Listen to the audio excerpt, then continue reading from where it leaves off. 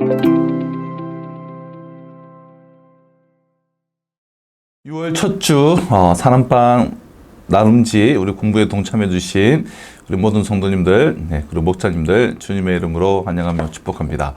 오늘은 로마서 3장 21절로 31절 말씀을 통해서 하나님의 의를 가지고 라는 그러한 주제로 우리가 사랑방 나눔, 오늘은 사실 본문은 우리가 좀 심플합니다. 우리가 익히 아는, 그러나 잘 아는 내용이지만 그러나 깊이 깨달아야 돼. 그리고 고백되어져야 될 그런 본문인데요. 오늘 말씀을 통해서 우리가 나눔 중심으로 풍성한 나눔이 있어지기를 이제 부탁을 드리고요. 자, 서론을 읽어보도록 하겠습니다. 6월의 주제는 그리스도인으로 무엇으로 사는가입니다. 율법 외에 하나님의 한 의가 나타났습니다. 하나님의 신실하심을 통해 예수님을 믿는 모든 믿는 자에게 임하는 차별 없는 의입니다. 하나님은 독생자 예수를 화목제물로 삼으셔서 자기 의를 나타내셨습니다. 이것이 율법의 의가 아닌 율법의 의가 지닌 한계를 뛰어넘는 은혜의 의입니다. 율법의 의, 하나님의 의, 즉 은혜의 의가 무엇인가에 대해서 말씀을 이제 살펴볼 텐데요. 먼저 큰 1번입니다. 화목제물로 십자가에 드려진 예수님을 통해 하나님의 의가 드러났습니다.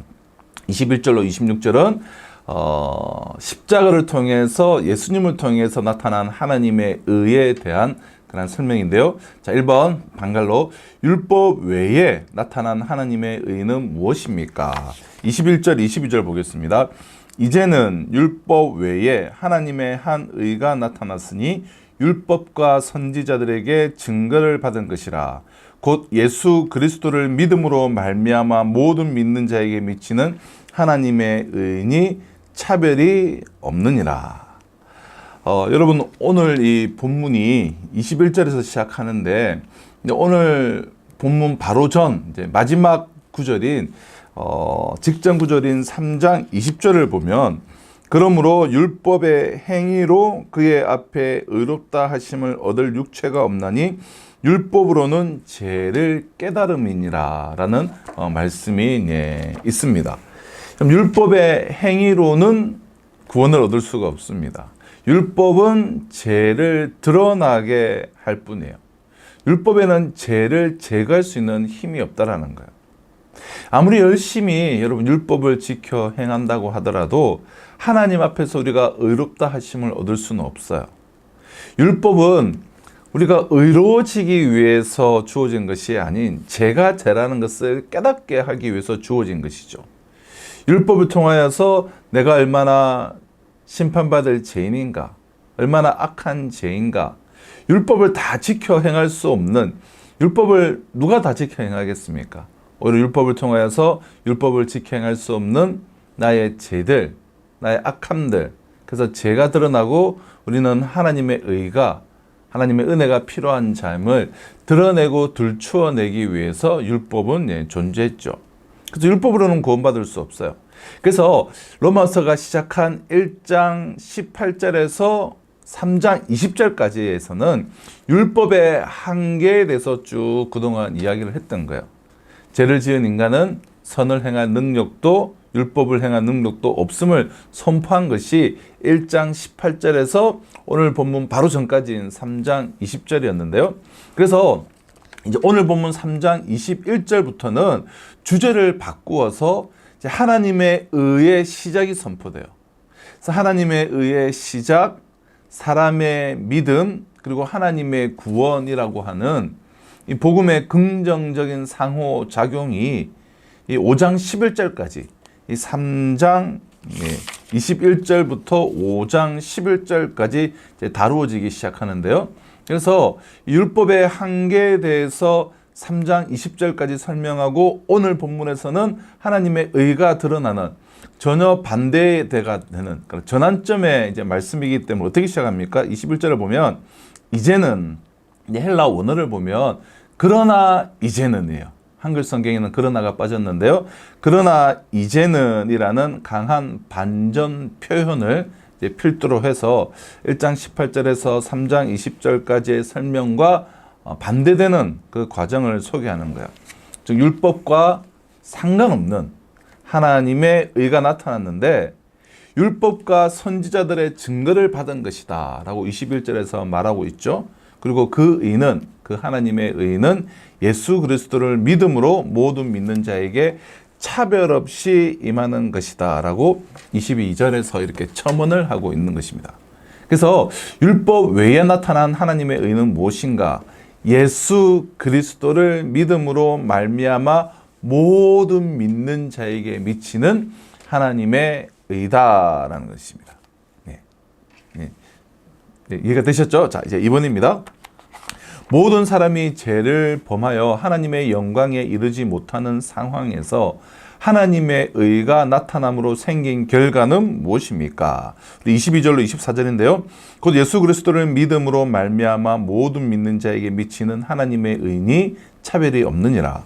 모든 사람이 죄를 범하였음에 하나님의 영광에 이르지 못하더니 그리스도 예수 안에 있는 속량으로 말미암아 하나님의 은혜로 값없이 의롭다 하심을 얻은 자 되었느니라. 모든 사람이 죄를 범하여서 율법을 통하여서 자신의 죄가 다 드러나고 모든 사람이 죄를 범하여서 하나님의 영광에 이르지 못하는 그 상황에서 하나님의 의가 나타남으로 생긴 결과는 무엇인가? 어떤 결과가 생겨났죠? 모든 믿는 자가 그리스도 예수 안에 있는 속량으로 말미암아 하나님의 은혜로 값없이 의롭다 하심을 얻게 되었다는 거예요. 그럼 22절에 곧 예수 그리스도를 믿음으로 말미암아. 예수 그리스도를 믿는다는 것은 예수 그리스도의 십자가와 또 부활과 예수님의 모든 삶과 말씀, 특별히 십자가와 부활 사건으로 대표되는 예수님의 모든 말씀과 삶을 믿는다라는 것이죠. 예수로 인한 하나님의 언약이 어떻게 성취가 되었는지, 그리스도의 그러한 역사, 일하심, 그리스도를 믿는 모든 자가 의롭다 하심을 얻을 수가 있다라는 거예요. 이것은 철저하게 하나님의 은혜죠. 그래서 23절로 24절에서 의롭다 하심의 주체가 사람이 아니라 하나님이심을 드러내는 거예요. 그리스도 예수 안에 있는 속량으로 말미암아 하나님의 은혜로 값없이 의롭다 하신 자가 되었다. 예수님의 그 복음 사역을 통하여서 이를 믿는 모든 자에게 하나님의 은혜로 하나님께서 자기의 의를 드러내신 것입니다. 하나님의 의가 나타남으로 생긴 결과 모든 믿는 자가 그리스도 예수 안에 있는 속량으로 말미암아 하나님의 은혜로 값없이 의롭다 하심을 얻게 되었다. 예수 그리스도가 하신 일, 그를 믿는 부분, 그럼에도 불구하고 결국은 하나님의 은혜로 값없이 의롭다 하심을 얻게 되었다. 이 상관관계를 좀 잘 기억하셨으면 좋겠습니다. 자, 이제 3번입니다. 하나님은 자신의 의를 세상에 나타내기 위해 예수님을 무엇으로 세우셨습니까? 25절, 26절입니다. 이 예수를 하나님이 그의 피로써 믿음으로 말미암아 화목 제물로 세우셨으니 이는 하나님께서 길이 참으시는 중에 전에 지은 죄를 간과하심으로 자기의 의로우심을 나타내려 하심이니 곧 이때에 자기의 의로우심을 나타내사 자기도 의로우시며 또한 예수 믿는 자를 의롭다 하려 하심이라.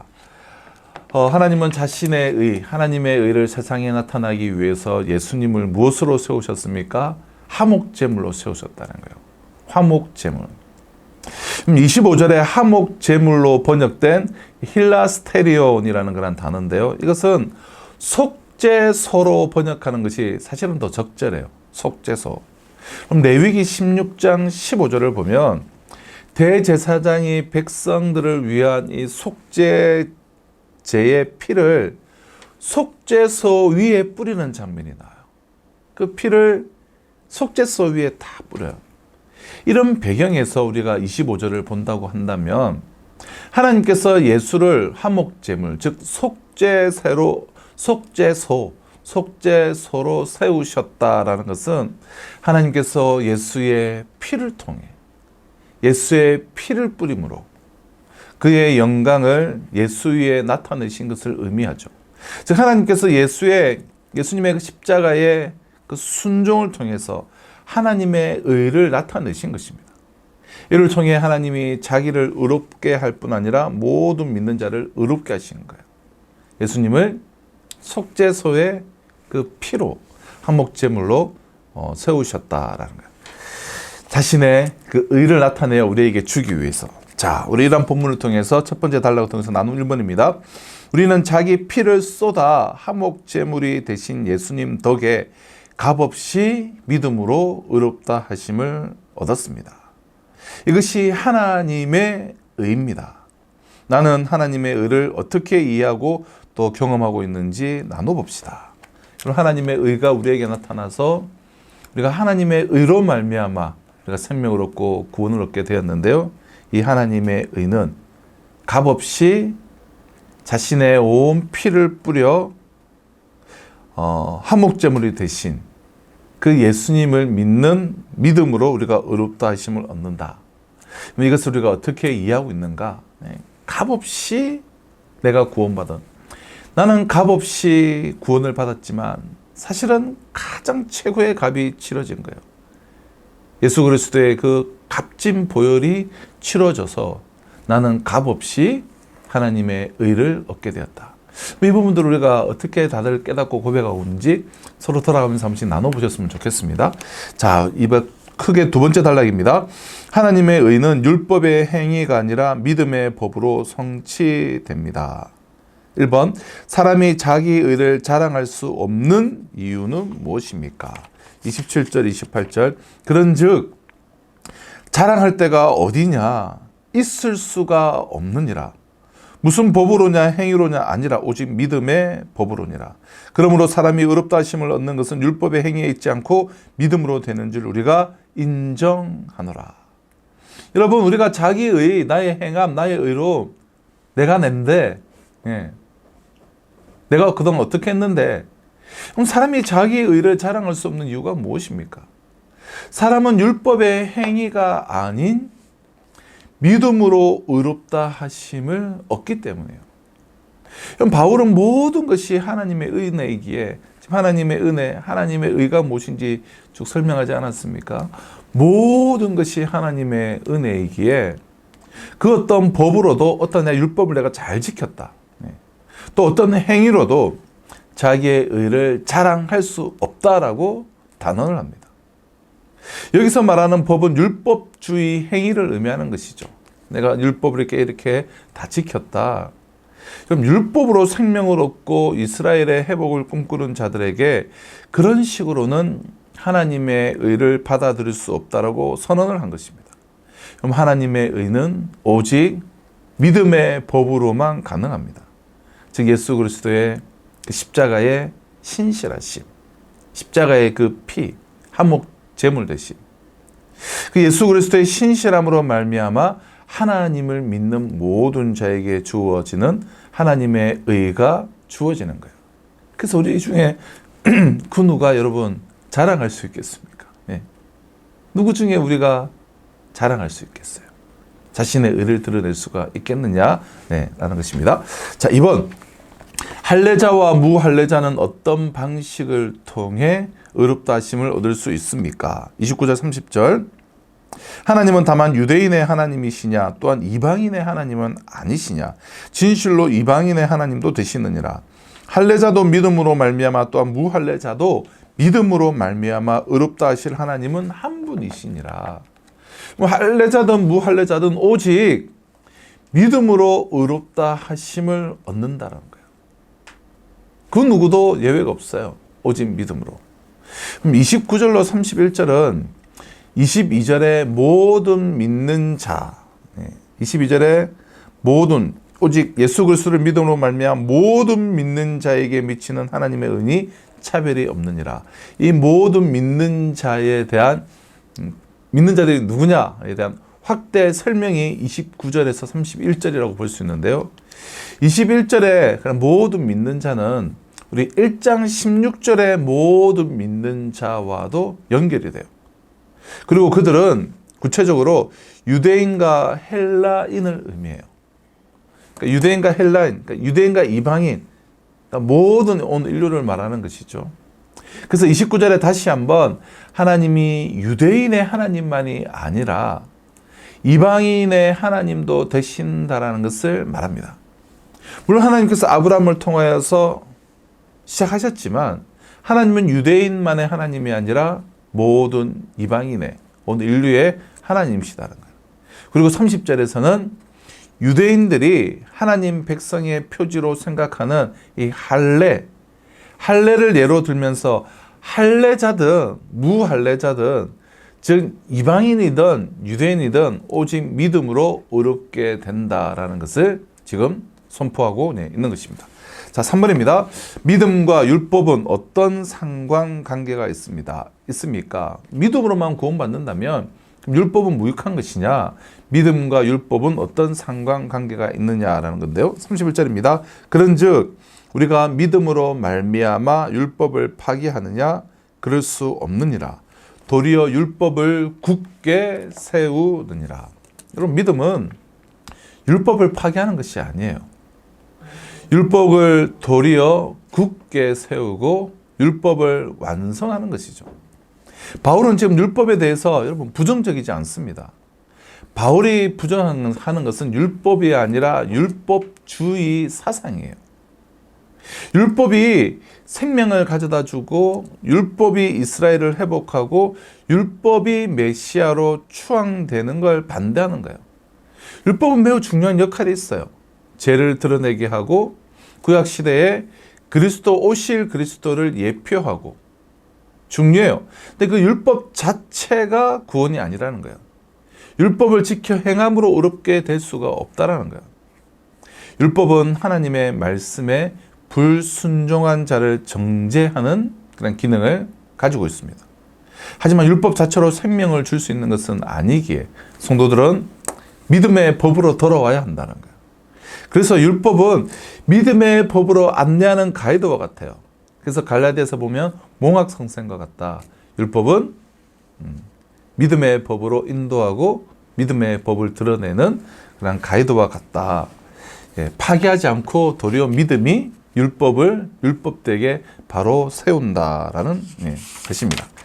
자, 이랑 우리 두 번째 단락을 통해서 우리가 나눔 2번, 나눔 3번을 나누시면 좋겠는데요. 하나님의 의를 경험한 사람은 자랑이 바뀝니다. 그렇죠? 전적인 하나님의 은혜로 값없이 받았기에 자랑이 바뀌어요. 더는 육체의 일을 자랑거리로 삼지 않고 그리스도의 십자가를 자랑합니다. 내가 어떻게 행했고 내가 어떻게 했고 자기를 자랑하지 않고 그리스도를 자랑해요. 내가 자랑하는 것, 또 우리 공동체에서 자랑거리가 되는 것이 무엇인지 생각해보고 바로 잡아야 할 것이 있다면 이야기해 봅시다. 하지만 우리는 무엇을 자랑하는가? 오직 십자가만을 자랑하는가? 서로 한번 나눠보시고요. 나눔 3번. 하나님의 의를 경험한 공동체는 사람의 외적인 조건으로 차별하지 않습니다. 하나님 앞에서 인종, 학식, 지위, 외모 등이 조금의 자랑거리도 되지 않는다는 것을 알았기 때문입니다. 유대인이나 이방인이나 헬라인이나 할례를 받았거나 할례를 받지 않았거나 교회 공동체 안에서 차별을 경험하거나 목격한 일이 있습니까? 이러한 차별을 없애려면 어떻게 해야 하는지 서로 의논해 봅시다. 그럼 은혜의 공동체, 생명의 공동체, 값없이 은혜를 받은, 값없이 의롭다 하심을 받은 이런 사람들 한 명 한 명이 모이는 은혜의 공동체에서 어찌 내가 이 교회에 얼마나 오래 있었는데, 내가 그동안 얼마나 헌신했는데, 내가 그동안 얼마나 많이 봉사했는데, 이런 것들은 있을 수가 없는 일이에요.